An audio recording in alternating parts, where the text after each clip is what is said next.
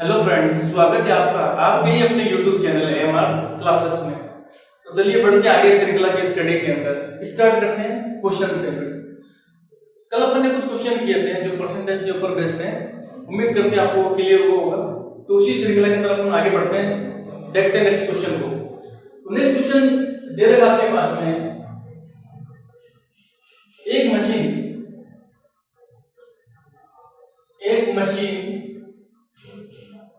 रुपए 1,20,000 में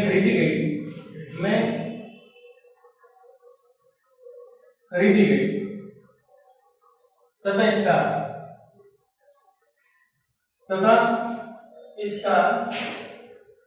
10% वार्षिक दर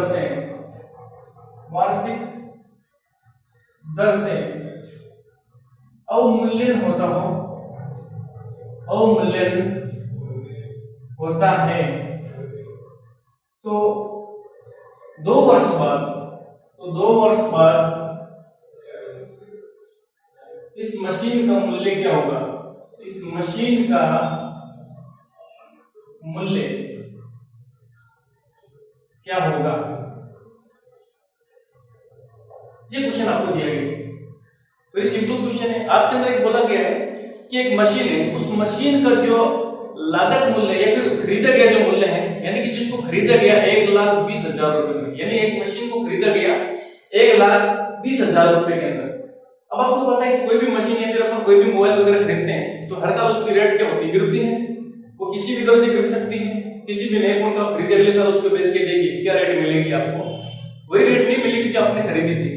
मतलब कोई भी मशीन है तो वो पड़ी रहेगी, तो उसका लगातार रेट तो डिक्रीज होगी ना। तो यहाँ पर उसी टाइप का क्वेश्चन दे रहा है कि एक मशीन है जो कि 1,20,000 रुपए में खरीदी गई, 1,20,000 रुपए में खरीदी गई और 10% वार्षिक दर यानी कि हर साल 10% उसका रेट डिक्रीज होती है। हर साल उसका 10% रेट डिक्रीज होती है। तो बताइए कि उसी हिसाब से 2 साल के बाद में उस मशीन की रेट क्या होगी, उस मशीन का मूल्य क्या होगा? यहाँ पर वर्ड दे रखा है अवमूल्यन। अवमूल्यन का मतलब होता है मशीन की रेट का डिक्रीमेंट, यानी कि रेट का कम होना, यानी जितने में खरीदा गया उसकी रेट का डिक्रीज होना। तो यहाँ पर बोला गया है कि 2 साल के बाद में उस मशीन का मूल्य क्या होगा। Very simple question. कैसे करते देखिए बड़े ध्यान से। सबसे पहले आपको शुरुआत करना होता है दर से, यानी जो परसेंटेज दे रखा था वैसे अपन इसको शुरू करते हैं। तो देखिए ध्यान से, अगर इसका अपन सोल्यूशन करें तो यहाँ पर आपको दे रखा है 10%, ये तो दे रखा है। अगर 10% को अगर अपन कन्वर्ट करें फ्रैक्शन फॉर्म में तो आपको पता होगा इसका जो फ्रैक्शन फॉर्म बनता है वो बनता है 1/10। ये तो बनता है। इसका मतलब ये ओल्ड वैल्यू को रिप्रेजेंट करता है, ये इंक्रीमेंट या फिर डिक्रीमेंट को रिप्रेजेंट करता है। तो अपने क्वेश्चन में अवमूल्यन यानी डिक्रीमेंट को बताया गया है। इसका मतलब अगर मान लीजिए मशीन का वर्तमान मूल्य अगर 10 रुपए है, मशीन का वर्तमान मूल्य 10 रुपए है, तो 1 साल बाद उसके अंदर 1 रुपया कम हो जाएगा, यानी कि मशीन फिर 9 रुपए की बन चुकी होगी। ये तो मतलब होगा आपके पास में। अगर इसको लिखना चाहें, मान लीजिए कि मशीन का अभी जो मूल्य है, यानी कि वर्तमान अगर मैं लिखता हूं वर्तमान, फिर लिखता हूं मैं आफ्टर 1 ईयर, फिर लिखता हूं यहां पर आफ्टर 2 ईयर, ये तो मतलब होगा आपको 2 साल के बाद मूल्य क्या वो आपको कैलकुलेट करना है। अगर वर्तमान मूल्य मशीन का 10 रुपए है, वर्तमान मूल्य कितना 10 रुपए, तो आफ्टर 1 ईयर 1 साल के बाद मशीन का मूल्य 1 रुपए कम हो चुका होगा। इस दर के हिसाब से 1 रुपए कम हो चुका होगा। तो अगले साल यानी कि 1 साल के बाद उसका मूल्य कितना बनेगा? 9 रुपए ना, क्योंकि डिक्रीमेंट हुआ। चलो अब फिर जब 1 साल से 2 साल के बीच में फिर देखते हैं, जब 1 साल के बाद अगर मूल्य 9 रुपए है, मतलब जो भी मूल्य अगले साल उसी तरीके से 10% फिर उसमें डिक्रीमेंट होगा।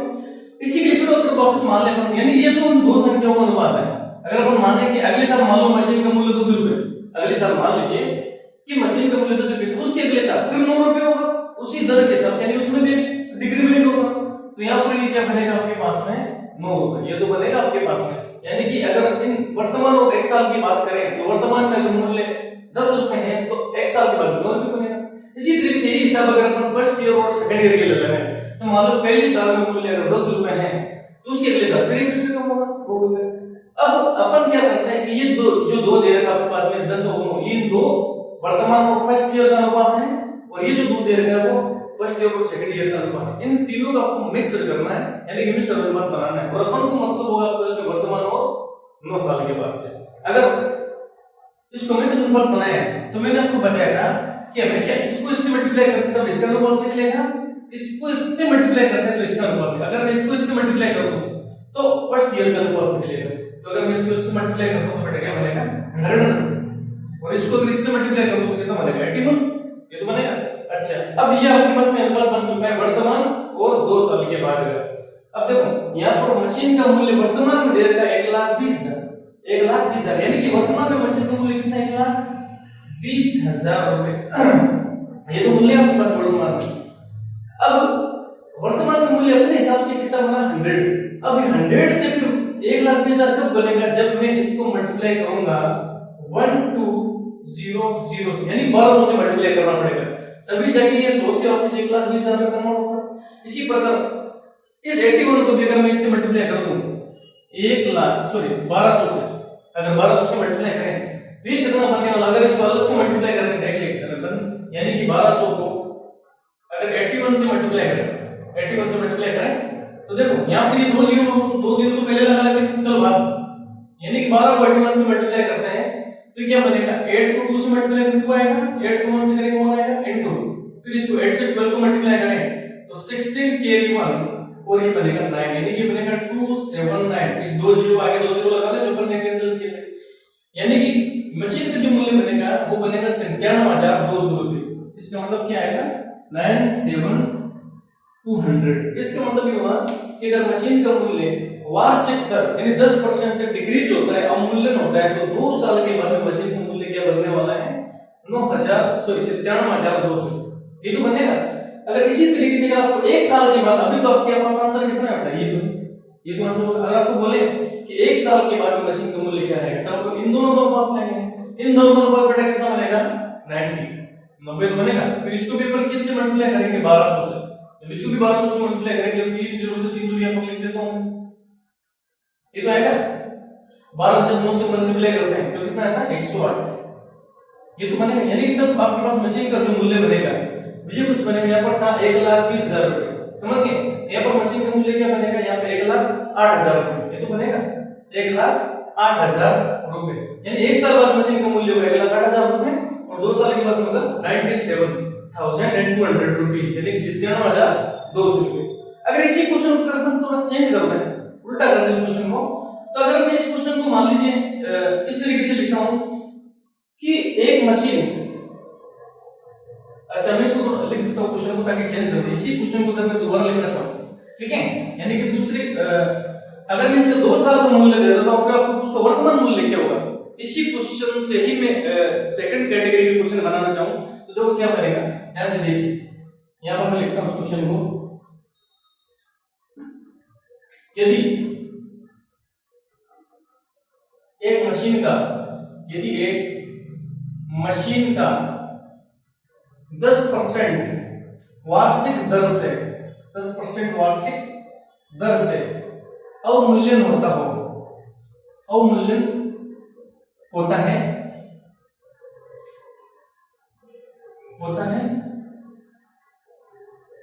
तथा 2 साल बाद मशीन का मूल्य 97,200 रुपए हो तो मशीन का वर्तमान मूल्य ज्ञात करो। तो मशीन का वर्तमान मूल्य ज्ञात करो, ये क्वेश्चन पूछा गया, यानी इसी का जस्ट रिवर्स क्वेश्चन है, ज्यादा कोई दिक्कत वाली बात नहीं। कैसे करना, कैसे उसी तरीके से करना है। यहाँ पर हमेशा आपको दर से स्टार्ट करना होता है, हमेशा जो भी क्वेश्चन होगा परसेंटेज में उसको अपन दर से स्टार्ट करेंगे। लेकिन फिर भी इस क्वेश्चन को समझ लेते हैं। बोला गया एक मशीन है जिसका 10% एनुअल रेट से उसका जो है डिक्रीमेंट हो रहा है और 2 साल के बाद में मशीन का जो रेट है वो 97,200 बन जाती है। तो बताओ वर्तमान में उसकी रेट कितनी है। हालांकि तुमको पता है इसका आंसर कितना है, अभी अपन ने सोल्व किया था 1,20,000, आंसर इसको वही बनेगा। उसी क्वेश्चन को मैंने रिवर्स किया, लेकिन इसको भी अगर बाय द वे इस तरह के क्वेश्चन रिवर्स मिल जाए आपको, यानी रिवर्स यानी कि वर्तमान रेट पूछे तब भी आप उसी तरीके से करना। इसको भी शुरुआत जो होगी आपके पास में वो दर से स्टार्ट करेंगे। जो दर दे रही 10%, इसको अगर अपन बदलें फ्रैक्शन फॉर्म में तो बनेगा 1/10, ठीक है। इसी तरीके से आप इसका चार्ट बनाइए वर्तमान के लिए, आफ्टर 1 ईयर के लिए और दूसरे साल के 2 साल बाद, ये तो होगा यहाँ पर। ठीक है, अब देखो अगर मैंने मान लीजिए वर्तमान मूल्य अगर 10 रुपए मान लीजिए, तो 10% की दर से मूल्य डिक्रीज हो रहा है मशीन का, तो अगले साल उसको 9 रुपए होगा। सेम क्वेश्चन वही अगर अपन क्वेश्चन अपन ने पिछली बार जो लिखा था उसी तरीके से लिखते हैं, तो 10 होगा, ये तो होगा। इसको जब सोल्व करेंगे, इसका अनुपात जब बनाएंगे, तो इसको इससे मल्टीप्लाई करना है, इसको मल्टीप्लाई करना है, ये बनेगा 100, ये बनेगा 81। ठीक है, अब आपको ये मूल्य दे रखा था, ये मूल्य कितना था 97,200 गिवन था यहाँ पर क्वेश्चन में। अब आपको ये देखना होता है कि 81 को किस चीज से मल्टीप्लाई करें कि 97,200 बनता है। ठीक है, अभी मैंने पिछले क्वेश्चन में इसको 1200 से मल्टीप्लाई किया था। ये आपको किससे मल्टीप्लाई करना है, ये पता करने के लिए आप क्या करना है कि इसके अंदर इसी का डिवीजन कर देना, यानी इस नंबर में इस नंबर का डिवीजन करना, जो नंबर आएगा उसी से मल्टीप्लाई करना होता है। यानी 1200 से मल्टीप्लाई किया था तब जाके बना, तो इसी को भी आपको क्या करना है 1200 से मल्टीप्लाई करना है। जब 1200 से मल्टीप्लाई होगी तो बनेगा 1,20,000, जो इसका आंसर रहेगा। इसका रिवर्स क्वेश्चन है, बिल्कुल जस्ट चलते अपन अगले क्वेश्चन की तरफ आए, मतलब इस क्वेश्चन के अंदर कुछ नहीं करना, जस्ट रिवर्स है। ठीक है, तो कोई दिक्कत नहीं होनी चाहिए बट इस क्वेश्चन के अंदर किस तरीके से सोल्व होते हैं। तो अब अपन नेक्स्ट कैटेगरी के अंदर धीरे धीरे अपन हर एक टाइप के क्वेश्चन उठाएंगे, चलते चलेंगे। आप हर क्वेश्चन को मतलब बहुत इजी वे के अंदर देखिएगा, और इस टाइप के क्वेश्चन अपनी बुक वगैरह से या फिर कोई भी बुक जो आप रेफरेंस बुक आप काम में ले रहे हो उससे इस टाइप के क्वेश्चन को मिलाइएगा, तो तभी आपके पास प्रैक्टिस हो पाएगी बेटा। तो चलते हैं नेक्स्ट क्वेश्चन की तरफ। ठीक है,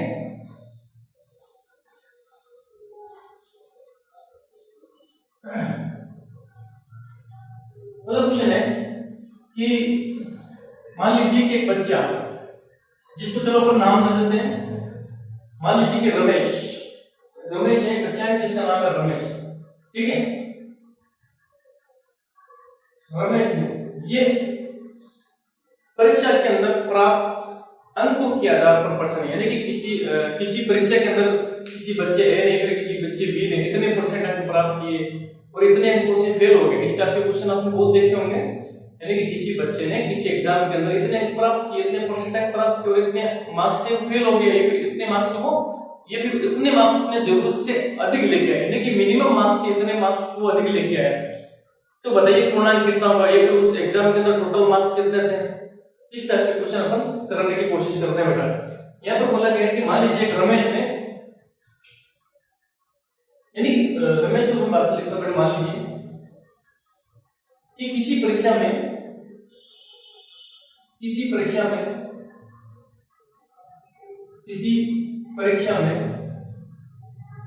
उत्तीर्ण होने के लिए, यानी पास होने के लिए, उत्तीर्ण होने के लिए न्यूनतम अंक 36%, यानी किसी परीक्षा में उत्तीर्ण होने के लिए न्यूनतम अंक 36% है। ठीक है, चलो आगे लिखता हूं। यदि रमेश, अब मैं बच्चे की बात करूं, यदि रमेश उस परीक्षा में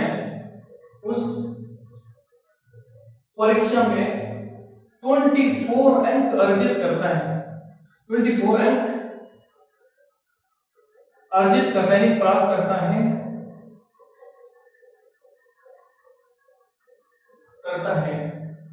और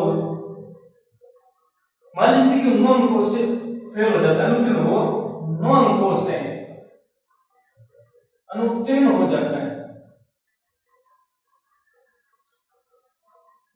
अनुत्तीर्ण हो जाता है, तो परीक्षा के पूर्णांक ज्ञात करो, परीक्षा के पूर्णांक ज्ञात करो। ये क्वेश्चन, यानी कि एक परीक्षा के अंदर किसी भी बच्चे को पास होने के लिए, उत्तीर्ण होने के लिए 36% चाहिए। 36% अगर कोई बच्चा प्राप्त कर लेगा तो वो जस्ट पास होगा। लेकिन इस क्वेश्चन में दिया गया है कि एक बच्चा रमेश जिसने 24% अंक अर्जित किए, यानी कि एक प्रकार से 36% से कम अंक प्राप्त किए, नहीं फेल होगा, वो 9 नंबर से फेल हो जाता है, यानी 9 मार्क्स उसके कम रह जाते हैं मिनिमम मार्क्स। तो बताइए उस परीक्षा के अंदर टोटल मार्क्स कितने थे, यानी पूर्णांक कितना था उस परीक्षा का, वो आपको पता करना है। तो इसको अपन 2 मेथड से करना चाहें तो कर सकते हैं। अगर मैं फर्स्ट इसको सोल्व करना चाहें तो देखिए बेटा, मान लीजिए परीक्षा के जो टोटल मार्क्स थे वो 3 थे, ठीक है, मतलब टोटल मार्क्स होता है एग्जाम। अब मान लीजिए क्या करना है कि परीक्षा के अंदर अगर 36 उस टोटल मार्क्स से अगर 36% अंक प्राप्त होंगे तभी कोई बच्चा पास होगा। लेकिन रमेश ने क्या किया कि उस परीक्षा में 24% अंक प्राप्त किए, किसके टोटल मार्क्स के, 9 नंबर से फेल हुआ। अगर 9 नंबर और आ जाते तो वो इसके बराबर हो जाता, 36% अंक प्राप्त कर लेता। अगर मैं इसके अंदर यानी कि किसी एग्जाम के पूर्णांक के 24% के अंदर 9 नंबर और जोड़ देता हूँ 9, यानी कि एक प्रकार से 36% की तो बराबर हुआ, यानी इसी की तो बराबर हुआ। इसको ऐसे लिखा जा सकता है, यानी कि अगर किसी परीक्षा के अंदर टोटल पूर्णांक अगर p मानता हूं तो p का जो 36% होगा तो मिनिमम मार्क्स पास होने के लिए रमेश ने क्या किया 24% अंक प्राप्त किए उसी पूर्णांक में से 9 नंबर कम रहेगा उससे। अगर वो 9 नंबर प्लस करते हैं तो जस्ट 36% प्राप्त करता, जस्ट पास होता। इसका मतलब ये जो वैल्यू होगी इस वैल्यू की क्या होगी, इक्वल होगी। ये तो मतलब होना है इसका। अगर इसको सोल्व करें तो सोल्व करने पर क्या होगा, आपको सिर्फ p का मतलब टोटल पूर्णांक है परीक्षा में, यानी टोटल मार्क्स अगर ये आपको पता करना है तो इस चीज को अपन इधर ट्रांसपोज करके इधर लेके आ जाए, यानी कि बनेगा p into 36% minus p into 24% equal to 9। ये तो बनने वाला बेटा, इसको जब सोल्व करें 36 में से 24 माइनस कर दें, 36 में से 24 माइनस क्या होगा 12 बचेगा, यानी कि p of 12%। ये तो आएगा 9। अब आपको p पता करना तो 12 को नीचे भेज दें, समझ गए। अच्छा 12 को नीचे भेजने से पहले इसको नॉर्मल नंबर में कन्वर्ट करें, क्योंकि आपको पूर्णांक प्राप्त करने हैं। पूर्णांक क्या होता है, एक नॉर्मल नंबर ना कि परसेंटेज। तो यहाँ पर आपको परसेंटेज को हटाना है। अगर परसेंटेज को मैं हटाता हूँ यहाँ पर तो क्या बनेगा, यानी किसी भी परसेंटेज को हटाना हूँ नॉर्मल नंबर में कन्वर्ट करूँ तो उसके अंदर 100 का डिवीजन किया जाता है। तो यहाँ पर p into 12 अपॉन 100 करते हैं, परसेंटेज को हटा दिया हमने, ये तो बनेगा। अब आपको p की वैल्यू बता दें टोटल मार्क्स, तो p इक्वल टू कितना बनने वाला है, ये 9 है, ये पूरा टर्म उधर जाके क्या होगा रिवर्स हो जाएगा मल्टीप्लाई में अपॉन 12, ये तो बनने वाला है। अब इसको सोल्व करते हैं, इसको क्या करते हैं 3 से कैंसिल करते हैं, तो ये बनेगा 3 3 जा 9 और 3 4 जा 12, ये तो बनेगा। अब इस 4 को इससे डिवाइड करना है, 4 को जब इससे डिवाइड करेंगे क्या बनेगा 25। तो इसका मतलब इसको सोल्व करने पर जो p की वैल्यू है यानी टोटल मार्क्स जो बनने वाला है वो 75। इसका मतलब उस परीक्षा के अंदर जो पेपर था जो टोटल पूर्णांक जो कितने थे 75 यानी 75, और रमेश उसमें से 24% अंक प्राप्त करके 9 नंबर से फेल होता है। तो इसका मतलब उस परीक्षा के अंदर टोटल पूर्णांक कितने थे 75। इस तरीके से इस क्वेश्चन को किया जाता है नॉर्मल मेथड से। अगर इसको बिल्कुल सिंपल दूसरा मेथड अगर आपको लगा है वो भी कोई ज्यादा खास नहीं, इसी के इक्वली वो मेथड होता है। दूसरा मेथड क्या होगा आपके, अगर मैं इसको सेकंड मेथड से करना चाहूं, सेकंड अगर मेथड इससे लगाए तो अपन को पता है कि 36% अगर अंक प्राप्त करता है कोई बच्चा तो जस्ट पास होता है, और 24% अगर अंक प्राप्त करता है रमेश तो 9 नंबर से फेल होता है। इसका मतलब 36% और 24% के अंदर अंकों का जो डिफरेंस है वो 9 का होगा। समझ गए मेरे बात। अगर यानी कि 36% और 24% का डिफरेंस ले 9 ही तो आ रहा है। अगर मैं यहाँ लिखता हूँ कि यानी कि 36% और 24% का जो डिफरेंस है 12% आ रहा है, यानी कि डिफरेंस कितना आ रहा है, परसेंटेज का डिफरेंस वो आ रहा है 12%। में भी आ रहा है नॉर्मल नंबर में मिलेगा, यानी इन दोनों परसेंट का डिफरेंस ले 36 और 24 का तो कितना बनेगा 12%, और इन दोनों के अंकों का नॉर्मल। अब ये तो जस्ट मिनिमम पास है और इसमें बता रहे कि 9 नंबर कम रह जाता है इस 36%, तो इसका मतलब डिफरेंस तो 9 ही होगा बेटा। तो इसका मतलब 12% जो डिफरेंस है वो 9, यानी कि 12% जो है वो 9 के बराबर है। इसका मतलब टोटल मार्क्स का जो 12% होता है, टोटल पूर्णांक का जो 12% है वो 9 है, और टोटल पूर्णांक कितना होगा 100% के बराबर है ना। अगर कोई बच्चा 100% अंक प्राप्त कर लेता है तो इसका मतलब उसने टोटल पूर्णांक के बराबर अंक प्राप्त किए। इसका मतलब 12% उस पूर्णांक का 9 होता है, तो वो पूर्णांक कितना हुआ, तो इसका मतलब उसको 100% में कन्वर्ट करते हैं। 100% में कैसे कन्वर्ट होगा, यानी कि अगर 12% अगर 9 है तो 1% कितना होगा 9/12, और 100% कितना होगा 100% इज इक्वल टू, अगर 1% इतना है तो 100% इसको 100 से मल्टीप्लाई कर दें, ये तो बनने वाला है वही, यानी कि इस टाइप का तो बनता 9/12 जब उसको सोल्व कर तो ये भी कितना बनेगा 75। आप ऐसे भी कर सकते हैं, डिफरेंस निकाल कर भी कर सकते हैं, डिफरेंस ले सकते हैं कोई भी 2% का। इस टाइप के क्वेश्चन में अपन डिफरेंस कर सकते हैं, यानी कि परीक्षा से रिलेटेड जो क्वेश्चन आते हैं, मतलब कोई बच्चे के इतने परसेंट अंक प्राप्त हुए, दूसरे बच्चे कितने अंक प्राप्त हुए, दोनों बच्चों का जो परसेंट का डिफरेंस अगर आपको क्वेश्चन में दे रखा है तो आप डिफरेंस से भी उस क्वेश्चन को किया जा सकता है। मतलब दोनों का डिफरेंस 12% था, तो अंकों का डिफरेंस भी 9 हुआ, दोनों को सोल्व किया तो इसको 100% में कन्वर्ट किया। 100% मतलब टोटल मार्क्स, तो टोटल मार्क्स जो आपको पूछा गया वो कितना प्राप्त होगा बेटा 75, ये तो होगा। चलो चलते अपन इसी टाइप के नेक्स्ट क्वेश्चन की तरफ, ठीक है। अगर नेक्स्ट क्वेश्चन की बात करें, देखिए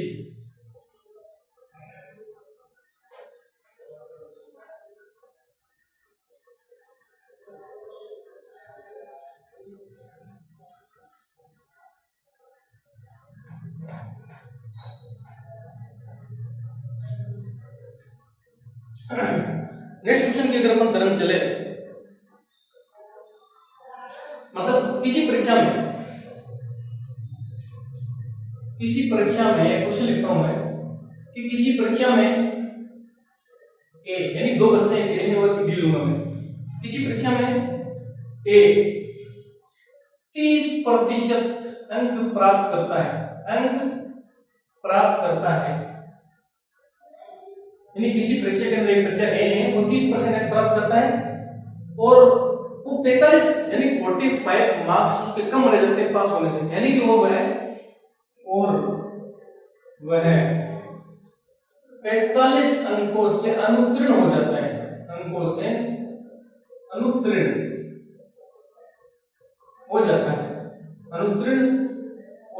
इसी तरीके से समझिए, एक बच्चा 30% प्राप्त करता है और 45 नंबर से फेल हो गया, अगला इसी तरीके से तथा बी उसी परीक्षा में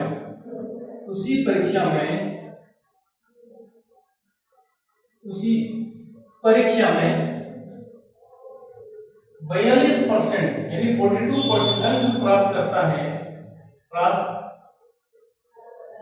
है और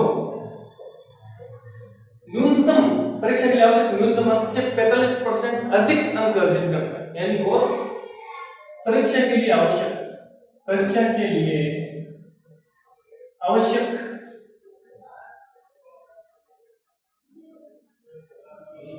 न्यूनतम अंक से 45 अंक अधिक अर्जित करता है। तो परीक्षा के अंदर टोटल पूर्णांक कितने आपको पता करना है, तो परीक्षा के पूर्णांक ज्ञात कीजिए। परीक्षा के पूर्णांक, चलो एक चीज और लिख देता हूं मैं, पूर्णांक तथा पास होने के लिए यानी उत्तीर्ण होने के लिए न्यूनतम अंक ज्ञात कीजिए, तथा उत्तीर्ण होने के लिए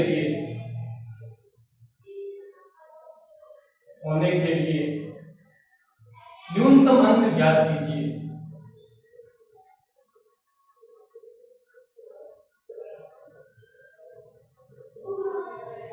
ये आपको दे रखा है, यानी एक परीक्षा है, उस परीक्षा में ए जो कैंडिडेट है उसने 30% अंक प्राप्त किए और 45 नंबर से फेल हो गया। वो दूसरा बच्चा है, उसने उसी परीक्षा के अंदर 42% मार्क अर्जित किए, यानी नंबर अंक उसने अर्जित किए, प्राप्त किए, और वो जरूर से यानी कि मिनिमम पासिंग मार्क्स से 45 अंक यानी 45 अंक अधिक अर्जित करता है, ठीक है। तो अब आपको ये बताना है कि उस परीक्षा के अंदर टोटल यानी कि जो पेपर था परीक्षा का वो कितने का है, यानी टोटल मार्क्स कितने थे, टोटल पूर्णांक कितना वो आपको पता करना है। साथ ही परीक्षा को पास करने के लिए मिनिमम अंक कितने चाहिए वो भी आपको पता करना। तो कैसे किया जाएगा, देखिए ध्यान से, इस क्वेश्चन को करने के लिए, परीक्षा से रिलेटेड क्वेश्चन को करने के लिए कैसे किया जाता है। मान लीजिए कि टोटल मार्क्स बी है, मैं आपको दोनों मदद से कराऊंगा जब इसको मैं सोल्व करूंगा। मान लीजिए परीक्षा के अंदर टोटल जो पूर्णांक है वो बी है। अब इसमें अगर बात करें ए जो क्या करता है, उस परीक्षा के अंदर 30% अंक प्राप्त करता है, 30% अंक प्राप्त करता है और 45 नंबर से फेल हो जाता है। अगर उसको 45 नंबर और मिल जाते हैं तो वो जस्ट पास होता है, यानी जस्ट मिनिमम क्वालिफाइंग मार्क्स वो लेके आता है पास होने के लिए। अगर मैं इसमें 45 ऐड कर, क्योंकि वो 45 मार्क्स से फेल हो गए, अगर उसके 30% नंबर के अंदर 45 और मिल जाते तो जस्ट पास होता। उसी तरीके से बी क्या करता है कि टोटल पूर्णांक में से 42% अंक अर्जित करता है और एक्स्ट्रा यानी कि पास होने के लिए आवश्यक अंक से भी 45 अधिक लेके आता है। अगर उसकी 45 कम कर दें तो जस्ट पास होता होगी, अगर उसके 45 कम कर देते हैं तो वो भी जस्ट क्या होता, पास होता। इसका मतलब ये है कि ये दोनों जो टर्म होगा ए के लिए और बी के लिए जो अपने इक्वेशन बने वो सेम होंगे, यानी ये भी जस्ट पासिंग मार्क्स को रिप्रेजेंट कर रही है और ये भी जस्ट पासिंग मार्क्स को ही रिप्रेजेंट कर रही है। अगर इसको सोल्व करें तो मैं क्या करता हूं, परसेंटेज वाले नंबर वेक्टर रखता हूं, नॉर्मल नंबर वेक्टर रखता हूं, ये बनेगा p into 42 minus p into 30% is equal to 45 plus 45 कितना बनेगा, सोल्व करें इसको, 42 में 30 चला जाएगा 12%, ये तो बनने वाला बेटा। अच्छा इसको ऐड करें तो क्या बनेगा 90 90 बनेगा। अब इसका मतलब आपको क्या पता करना है, तो 12% इसको नीचे लेके जाइए, प्रतिशत नहीं होगा, देखो उससे फिर इसको साधारण में बदल ले, तो साधारण में बदलूंगा तो यहाँ पर 100 का डिवीजन होगा, यानी कि 12/100, उसको फिर उधर ले जाएंगे तो बस बन जाएगा बेटा। तो उसके लिए इसको सोल्व करें तो टोटल पूर्णांक कितना होगा 90 into 100/12, 100 तो डिवीजन में जाएगा, उसको परसेंटेज को हटाने के लिए 100 का डिवीजन जो कि ऊपर चला गया। सोल्व करें इसको, 12 से कैंसिल आउट करते हैं आपके पास पता लग जाएगा। तो मैं क्या करता हूं, इसको 3 से कैंसिल करता हूं, 3 3 9 0, 3 को इससे फिर कैंसिल करो 4 बनेगा, 4 को फिर इससे कैंसिल करो 100 को बनेगा 25। तो इसको सोल्व करने के लिए बनेगा, यानी 25 को 30 से मल्टीप्लाई करें तो ये बनेगा 750। इसका मतलब परीक्षा में जो टोटल पूर्णांक जो था परीक्षा में वो था 750। अब आपको ये तो आपको पूछा गया था कि टोटल पूर्णांक कितना था, इस तरीके से आपको सोल्व करना है। फिर आपको बोला गया है कि पास होने के लिए मिनिमम अमाउंट क्या चाहिए, तो अगर आप इसको देखें ये भी एक प्रकार से पास होने के लिए मिनिमम अमाउंट को रिप्रेजेंट कर रहा है, और ये चीज भी पास होने के लिए मिनिमम अमाउंट को रिप्रेजेंट कर रही है। तो दोनों में से आप किसी को उठाइए, जैसे मैं मान लीजिए इस केस को उठाता हूं, है ना, तो पास होने के लिए यानी कि उत्तीर्ण होने के लिए मिनिमम अगर आपको पता करना है, उत्तीर्ण होने के लिए अगर आपको आवश्यक अंक पता करना है, आवश्यक अंक जो होगा वो कैसे पता करें, ये जो रकम दे रखा है तो आप ये टर्म ले लीजिए, ये टर्म दोनों क्या कर रहे हैं, मिनिमम क्वालिफाइंग मार्क यानी कि न्यूनतम अंक को प्रदर्शित करते हैं। अगर मैं इसको लेता हूं यानी कि p into 30% प्लस 45 इसी को, अब p का मतलब ये होता है कि टोटल मार्क्स जो अपन ने पता कर लिया 750 इनटू कितना 30%, तो 30/100 प्लस 45, इसको सोल्व कीजिएगा, ये 0 से 0 कैंसिल होगा, इस 0 से ये 0 कैंसिल होगा, समझ गए। इस 75 को अगर 3 से मल्टीप्लाई करें तो 75 को मतलब अगर 3 से मल्टीप्लाई करें तो 75 को 2 से मल्टीप्लाई करें तो क्या बनेगा 150, फिर 150 में एक और 75 ऐड कर दीजिए तो मेरे पास बनेगा 225, तो बनेगा 225, ठीक है ये बनेगा। अगर इसके अंदर 25 को ऐड कर दें तो क्या बनेगा, इसको ऐड कर दीजिए, बनेगा 5 और 5 0 कैरी 1 चला जाएगा, फिर होगा 7 और 2, यानी कि उस परीक्षा को उत्तीर्ण करने के लिए जो मिनिमम अंक चाहिए वो 270 है, यानी कम से कम हर एक बच्चे को 270 अंक लाने पड़ेगा। इनमें से ए जो है 270 में से 45 अंक कम लेके आया था और बी जो इसी 270 में से 45 अंक अधिक लेके आया, तो इसका आंसर क्या होगा 270, समझ गए। इसी तरीके से आपको करना है। अगर इसको दूसरे तरीके से करना चाहे, डिफरेंस लेके करना चाहे, यानी किस प्रकार डिफरेंस से कर सकते हैं डायरेक्ट, तो आप जब इस मेथड से कीजिए, ये भी आपको लॉन्ग मेथड लग रहा है, जब आप इसको करना प्रैक्टिस में क्या आएगा तो फटाफट ये क्वेश्चन बनने वाला है, इसमें कोई ज्यादा दिक्कत नहीं आने वाली। अब अगर इसको मैं डिफरेंस लेके करना चाहूं, डिफरेंस लेके अगर इसको करना चाहें तो देखिए डिफरेंस हमेशा परसेंटेज का और परसेंटेज से रिलेटेड नंबर का डिफरेंस लेते हैं, समझ गए। अगर यहाँ पर बात करें, यहाँ पर 2% दे रखे हैं तो 30% 42%, दोनों परसेंटेज का डिफरेंस कितना हुआ 12%, कितना हुआ 12% हुआ। अब एक 30% के लिए बच्चा क्या करता है 45 कम लाता है, तो 42% जो बच्चा लेके आता है वो न्यूनतम पासिंग मार्क्स से 45 अंक ज्यादा लेके आता है।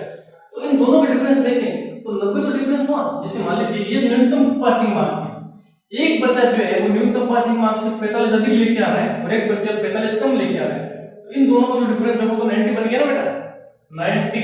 ये मान लो न्यूनतम पासिंग मार्क है, न्यूनतम पासिंग मार्क है, एक बच्चा उससे बी जो बच्चा है वो 45 एक्स्ट्रा लेके आ रहा है, ये जो 45 कम लेके आ रहा है, तो उन दोनों का डिफरेंस ये 30% के लिए था बेटा और ये था 42% के लिए, तो दोनों परसेंटेज का डिफरेंस कितना 12% और दोनों अंकों का जो डिफरेंस कितना होगा 90 होगा। अगर इसको ऐसे लिखना चाहें, देखो इसका 12% जो डिफरेंस बना वो किसके लिए बना, आपके पास में 90 के लिए, इसमें आपको 100% डिफरेंस बना, यानी कि 12% जो होता है वो टोटल पूर्णांक में से 12% होते हैं, समझिए। अगर इसको 100% बना दे तो उसके लिए क्या करना पड़ेगा, सबसे पहले इसको 1% बनाएंगे, 1% बनाने के लिए क्या करना पड़ेगा 90/12 तो करना पड़ेगा, फिर उसको 100% कन्वर्ट करें, 100% में बदलेंगे तो क्या बनेगा 90/12 जब इसको सोल्व करेंगे तो वापस वही 750 आएगा। इसे आप इसको डिफरेंस लेकर भी कर सकते हैं, दो परसेंटेज का डिफरेंस लीजिए, उसके बाद उनके अंकों का रिलेटेड अंकों का डिफरेंस लीजिए, उसको डिफरेंस लेने के बाद उसको कन्वर्ट करना है 100%, जो 100% होगा वही तो आपका टोटल पूर्णांक को रिप्रेजेंट करता है, कोई दिक्कत नहीं। चलते हैं नेक्स्ट क्वेश्चन की तरफ, ठीक है बेटा।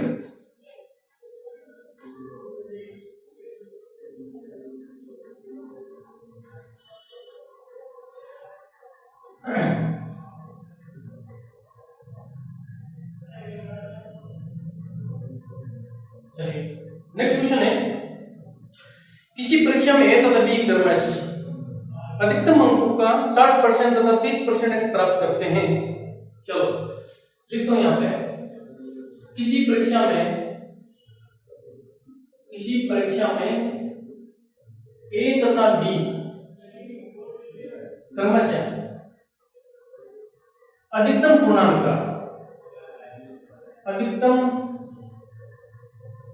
का 60% तथा 30% अंक प्राप्त करते हैं तथा दोनों के अंकों का योग यहाँ पर दे रखा है 783 तथा दोनों के प्राप्त अंकों का योग,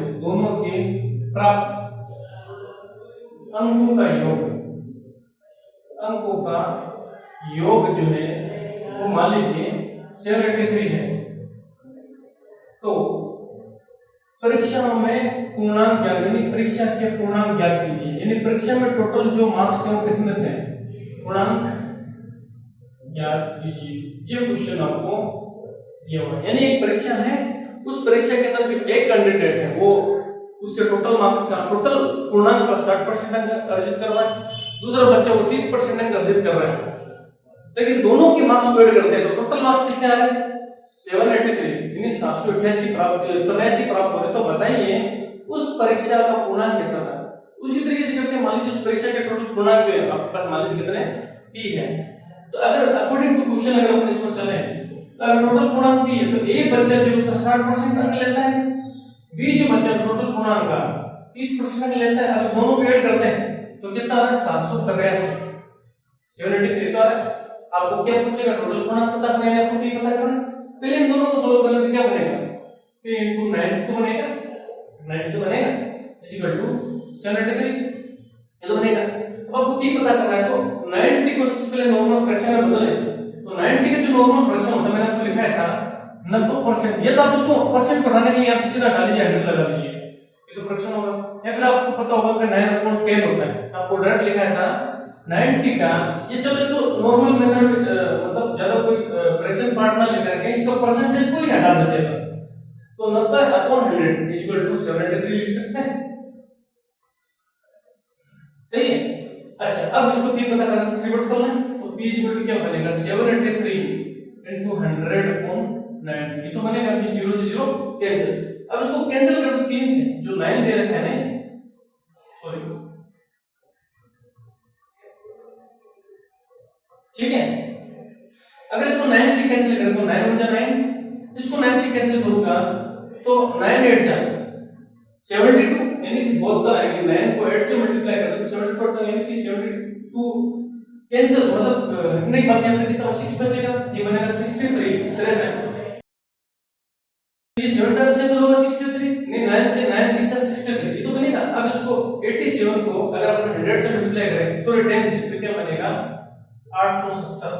इसका मतलब ये है कि उस परीक्षा में जो टोटल मार्क्स था, टोटल जो पूर्णांक था वो प्रश्न में कितना था 870 यानी 870। तो उम्मीद करते हैं आपको जो मैंने क्वेश्चन करे आपको वो क्लियर होगा, ठीक है। और भी अगर कोई दिक्कत है तो आप मुझे बोल सकते हो, लेकिन इन क्वेश्चन को आपको क्लियर करना है, ठीक है। तो चलते हैं, तब तक के लिए बाय, थैंक यू।